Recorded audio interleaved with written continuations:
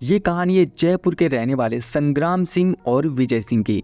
विजय सिंह संग्राम सिंह को अपना सबसे अच्छा दोस्त मानता था, इसलिए वो उससे सारी बातें बताता।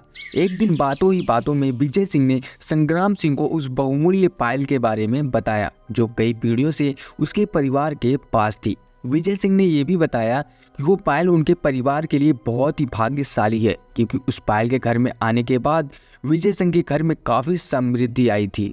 जानते हो संग्राम सिंह, मेरे दादाजी बताते थे ये पायल लगभग 300 सालों से उनके परिवार में है और यह पायल उनके पूर्वजों को किसी वन देवी ने दिया था। वन देवी?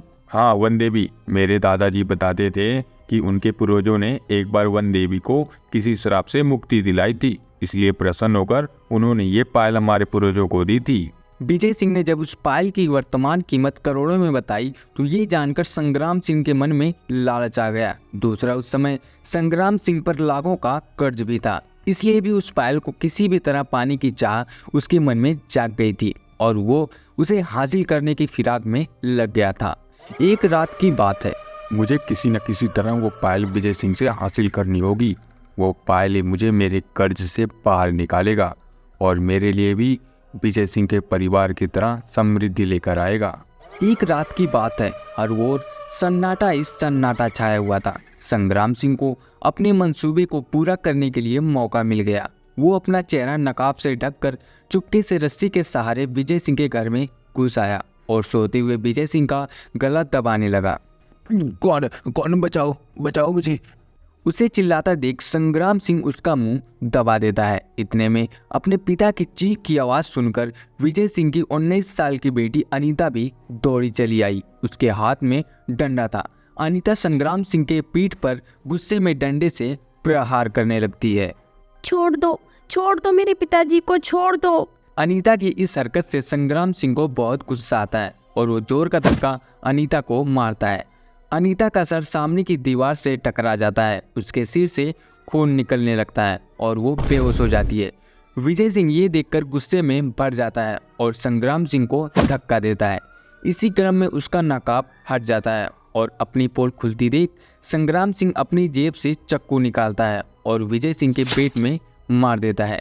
विजय सिंह वहीं ढेर हो जाता है। उसके बाद वह उसके कमरे की तिजोरी से वो बहुमूल्य पायल निकालता है।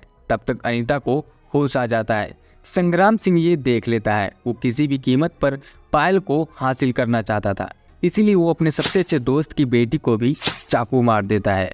अंकल, आपने इस पायल के लिए मेरे पापा को मार दिया, सालों की दोस्ती भुला दी, मुझे भी मार दिया। देख लेना, ये पायल एक दिन आपका भी काल बनेगी। अनीता भी दम तोड़ देती है, लेकिन उसकी आत्मा उस पायल में प्रवेश कर जाती है। अनीता की बातों की परवाह किए बिना संग्राम सिंह वो पायल लेकर अपने घर पहुंचता है। रात को संग्राम सिंह उस पायल को अपनी तिजोरी में रखकर तिजोरी बंद कर रहा है। तभी देखता है कि उस पायल से छम छम की आवाज़ आती है और यही नहीं, वो पायल तिजोरी के दरवाजे में फंस जाती है। अरे, इस पायल से आवाज़ कैसे आने लगी और ये तिजोरी के दरवाजे में कैसे फंस गई? संग्राम सिंह फिर से उस पायल को अंदर कर तिजोरी बंद करने की कोशिश करता है, लेकिन फिर से उस पायल से छम छम की आवाज़ आती है और वो बाहर निकल आती है। लेकिन इस बार उस पायल के साथ 2 पाँव भी बाहर आते हैं। पाँव? ये पाँव किसके हैं? तभी वो पाँव धीरे धीरे बड़े होने लगते हैं और उन पाँव में पायल अपने आप चली आती है और अचानक उन पायलों से किसी की रोने की आवाज़ आने लगती है, फिर हंसने की आवाज़ आती है। मेरी आंखों को विश्वास नहीं हो रहा है, भला बेजुबान चीज भी हंसती और रोती है, इसके भी आंसू होते हैं। वो ये सोच ही रहा था कि तभी वहाँ एक चुड़ैल आती है। वो संग्राम सिंह को जोर का धक्का मारती है और उसके सीने पर चढ़कर उसका गला दबाने लगती है। कौन हो तुम? मुझे छोड़ दो। मुझे भूल गए चाचा, आपने मेरे पिता और इस पायल के लिए मुझे मार दिया। अब आपकी बारी है, मैं भी आपको मार दूंगी।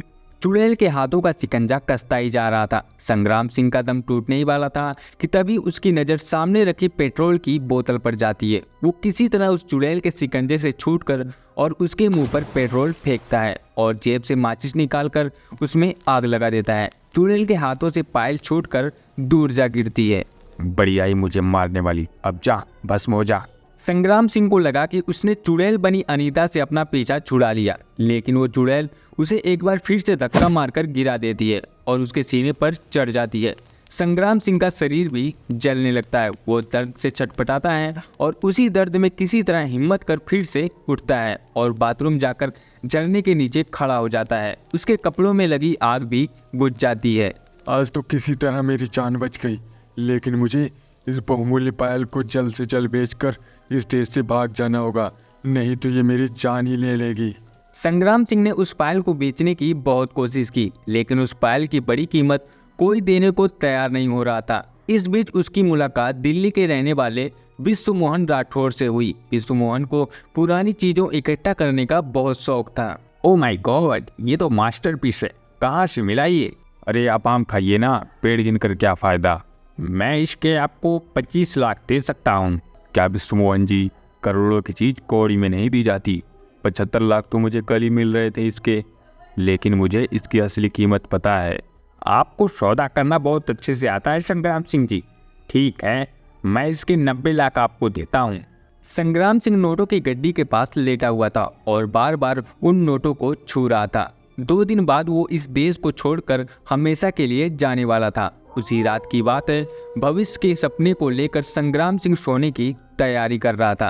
तभी उसे अपने बिस्तर के नीचे से पायल की आवाज़ सुनाई देती है। संग्राम सिंह बिस्तर के नीचे झांक कर देखता है तो उसकी आंखें फटी की फटी रह जाती है। वह देखता है चुड़ैल बनी अनीता पलंग के नीचे बैठी है। उसके पाँव में वही पायल है और वह अपने पैर हिला रही है, जिससे छन छन की आवाज़ आ रही है। अरे ये पायल की आवाज़ कहाँ से आ रही है? चाचा, मैं इतनी आसानी से आपका पीछा नहीं छोड़ने वाली। आप कहाँ तक भागोगे और कब तक भागोगे अपनी मौत से? ये कहकर चुड़ैल संग्राम सिंह को हवा में उड़ा देती है। चाचा, आप अपने कर्मों से छूट नहीं पाओगे। आपने 2 निर्दोष लोगों को मारा, लालच में आकर विश्वास और दोस्ती का खून कर दिया। आप नहीं बचोगे। चुड़ैल उसके शरीर के टुकड़े टुकड़े कर देती है, जिसकी वजह से संग्राम सिंह की वहीं मौत हो जाती है। उसके बाद वो चुड़ैल पायल के साथ वहाँ से गायब हो जाती है।